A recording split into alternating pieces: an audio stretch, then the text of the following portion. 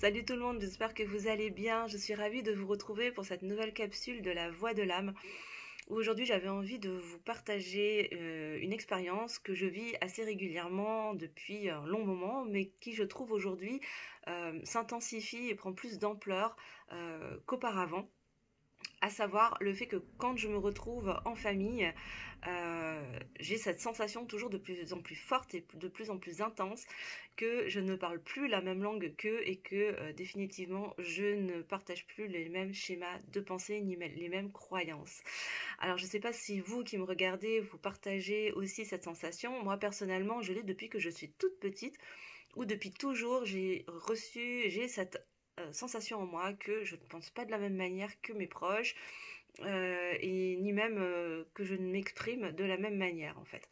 Euh, Sans aucun jugement de valeur d'ailleurs, c'est juste que j'ai l'impression qu'on ne se comprend pas et que nos schémas de pensée sont complètement différents parce que finalement je n'ai jamais réussi véritablement à adhérer aux croyances qu'ils ont essayé de me transmettre. Alors bien évidemment, hein, je me suis prêtée au jeu et je me suis laissée embarquer dedans pendant longtemps sur un certain nombre de croyances, malgré que je sentais au plus profond de moi-même qu'il y avait quelque chose qui sonnait faux.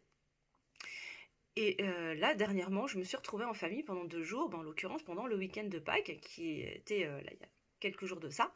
Et donc j'ai passé 2 jours en famille où là de gros miroirs m'ont été tendus, qui m'ont effectivement confirmé que oui, bon déjà c'était plutôt positif, j'ai compris que j'avais passé certains cas parce que définitivement on ne parle plus la même langue.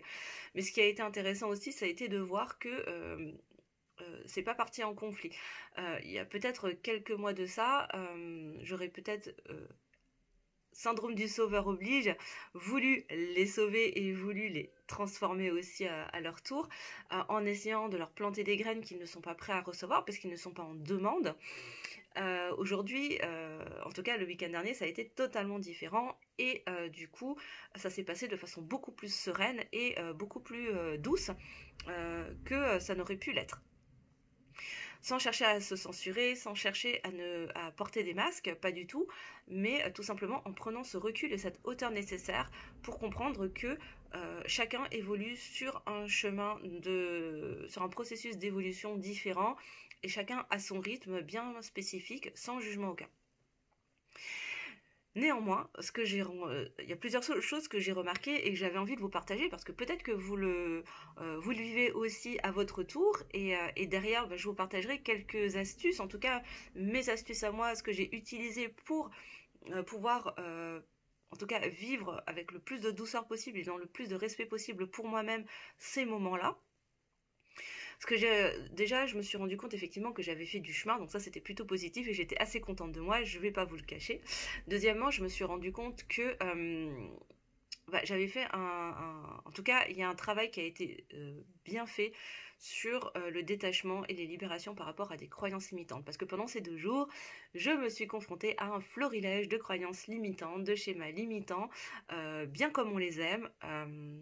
Du style, je vous donne des exemples, du style le fameux on n'a pas le choix, de toute façon, qu'est-ce que tu veux que je te dise, la situation est telle comme ci ou comme ça, et de toute façon, on n'a pas le choix, il faut faire avec.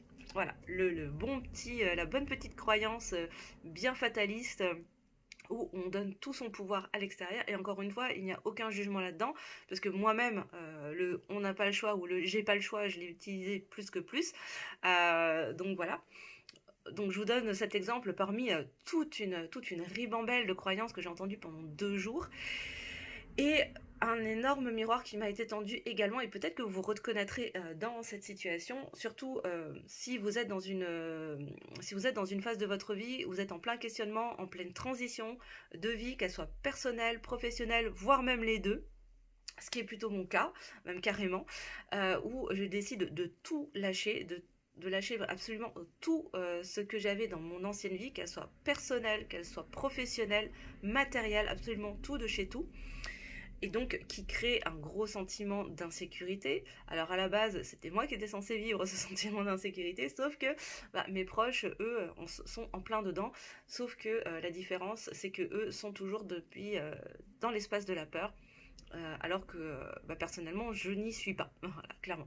Et donc ça a été un gros miroir qui m'a été tendu alors que je suis justement dans cette grosse transformation, dans ce gros changement de vie, sur tous les plans, où je me suis rendu compte que qu'ils étaient énormément, et qu'ils partaient en tout cas, que toute leur réflexion, que tout leur état d'être, que tout leur choix, et que tout leur schéma de pensée partait de l'espace de la peur. Et honnêtement, je crois que pendant ces 2 jours, ce qui a été le plus drainant pour moi, énergétiquement parlant, ça a été justement de me préserver de cet espace de peur dans lequel, très intuitivement et très inconsciemment, hein, c'est pas du tout volontaire de leur part, ils ont essayé de me ramener. Et ça a été extrêmement fatigant pour moi. Autant vous dire que je suis rentrée chez moi le dimanche soir, j'étais vidée.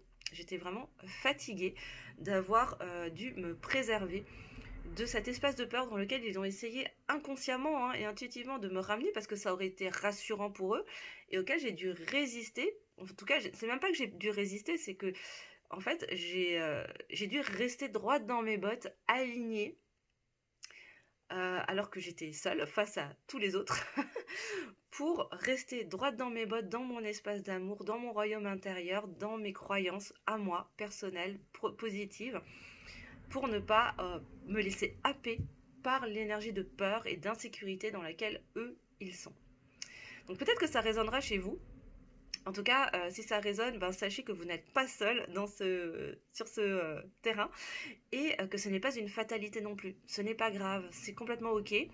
Pourquoi ? Parce que le rôle de nos proches, il est surtout, un peu comme notre mental finalement, il est là pour nous protéger. Ils sont là pour veiller sur nous, pour veiller qu'on soit en parfaite sécurité. Et ils l'ont très bien fait depuis qu'on est né, parce que sinon on ne serait pas en vie, hein, jusqu'aujourd'hui. Ils se sont assurés qu'on ait de quoi manger, de quoi nous abriter, de quoi nous chauffer, etc., etc. Et ils ont toujours été là pour essayer de nous éviter tous les dangers, un maximum de dangers. Parfois un peu à l'excès aussi, hein, pour les parents qui étaient un petit peu maman et papa poule, comme les miens par exemple. Et donc, ce qui a été très challengeant là, ça a été justement de rester droite dans mes bottes et de leur envoyer, de leur partager que moi j'étais pas dans cet espace-là. Mais j'ai remarqué que du coup, eux étaient très très bien dans leur rôle. Et c'est pour ça que je n'avais pas envie d'entrer en conflit avec eux, ni de monter au credo, parce que finalement, eux remplissent pleinement leur rôle de proche et de protecteur finalement, en essayant de me mettre en sécurité. Mais du coup, ça leur demande d'aller dans un... En tout cas, ils le font depuis un espace de peur, comme beaucoup de parents, comme beaucoup de familles aimantes et bienveillantes, bien sûr, parce qu'ils n'ont pas cette conscience qu'on peut tout à fait être dans la protection et dans la... comment dire ? Oui, être dans une énergie de vouloir protéger et de veiller sur l'autre, sans être forcément dans un espace de peur et d'insécurité. Donc ça, c'est très très important d'avoir ça en tête quand vous vous confrontez à une annonce, par exemple, je sais pas, peut-être d'annoncer à vos proches que vous démissionnez de votre boulot, qui était très très stable, très sécure, très bien reconnu socialement, tout ce que vous voulez, ou que vous quittez votre conjoint après des années de vie commune ou de mariage, je ne sais quoi, parce que vous n'êtes pas heureux, pas heureuse, et que derrière, eux, ça leur envoie une énorme insécurité. Parce que eux se disaient que c'est bon, ça va, mon fils, ma fille est en sécurité, il a ou elle a un travail stable, qui est bien payé, il est ou elle est casé, donc c'est bon, je suis tranquille. Il y a beaucoup de parents qui réfléchissent comme ça, hein, qui ont ce schéma de pensée.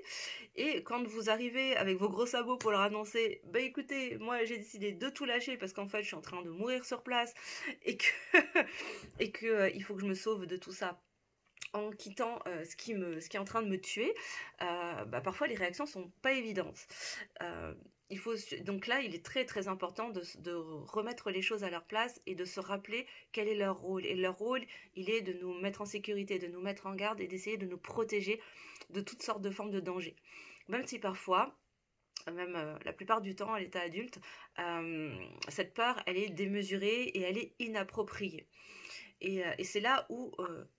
le fait de revenir dans notre puissance et d'être au clair avec ce vers quoi on a envie d'aller, d'être au clair avec ce que notre cœur nous dit, va nous permettre de rester droit dans nos bottes et surtout de ne pas se laisser happer dans leur énergie de peur. Parce que quand on n'est pas droit quand on n'est pas droit dans ses bottes, quand on est encore dans une phase de doute, qu'on n'est pas sûr, qu'on n'est pas suffisamment connecté à la voix de son cœur pour avoir la certitude, la conviction profonde que c'est exactement là où je souhaite aller, parce que je ne sais pas, je sais pas comment, je sais pas où, je ne sais pas avec qui, mais je sais que j'y vais parce que je sais que c'est là qu'est ma place. En tout cas, dans mon expérience, c'est exactement ce qui s'est passé.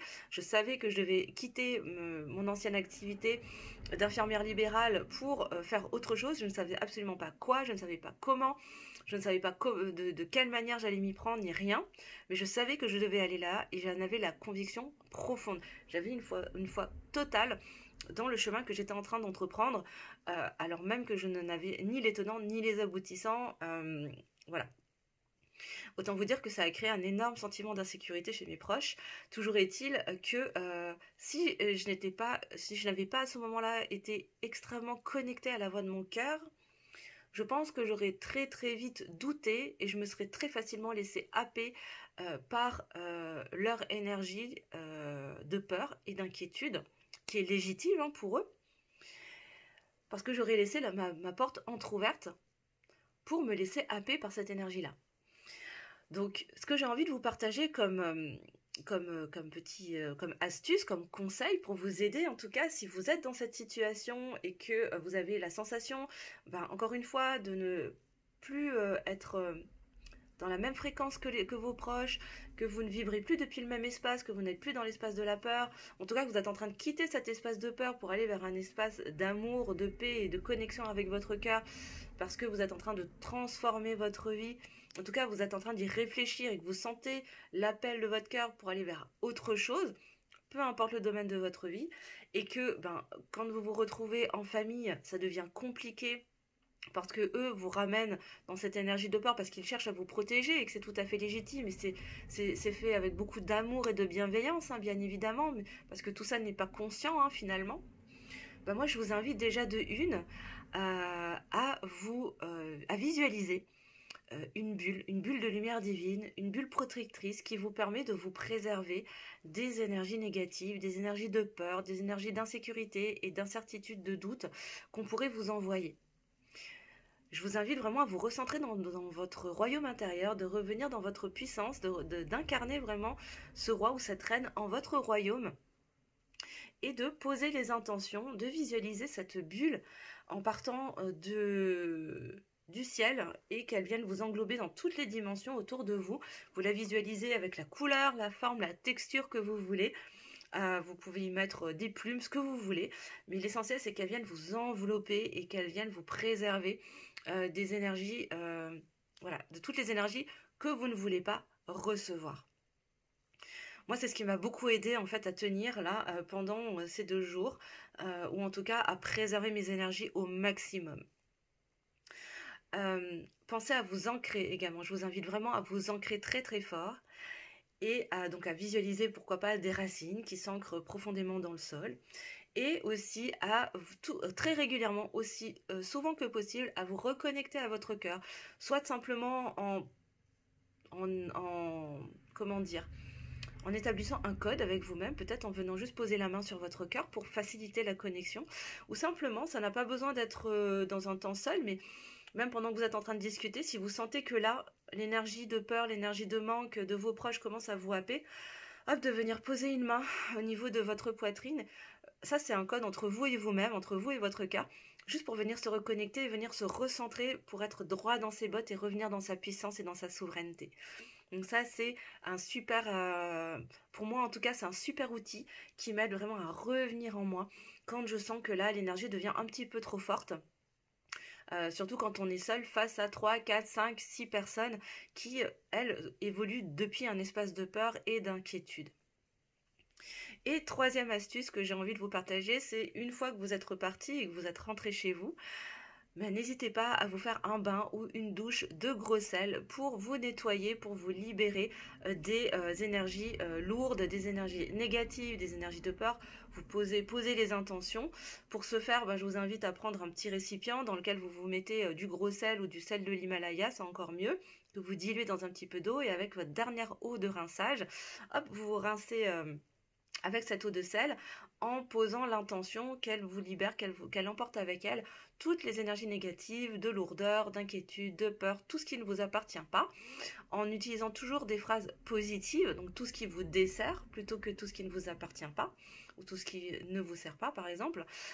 Et pendant toute votre douche d'ailleurs, ou votre bain, posez l'intention à l'eau qui coule sur vous d'emporter avec elle toutes les énergies dont vous ne voulez pas ou qui ne vous appartiennent pas. Donc ça c'est encore une petite astuce. Et je vous en donne une quatrième, c'est bonus, pour le coup, parce que je viens d'y penser à l'instant. Et c'est vraiment une astuce qui m'a beaucoup aidé pendant le Corona Circus. Quand j'étais encore dans mon ancienne activité et que je devais, là je n'avais, pour le coup, j'étais contrainte de me censurer un minimum pour, voilà, pour pouvoir continuer à travailler le temps que je quitte mon ancienne activité.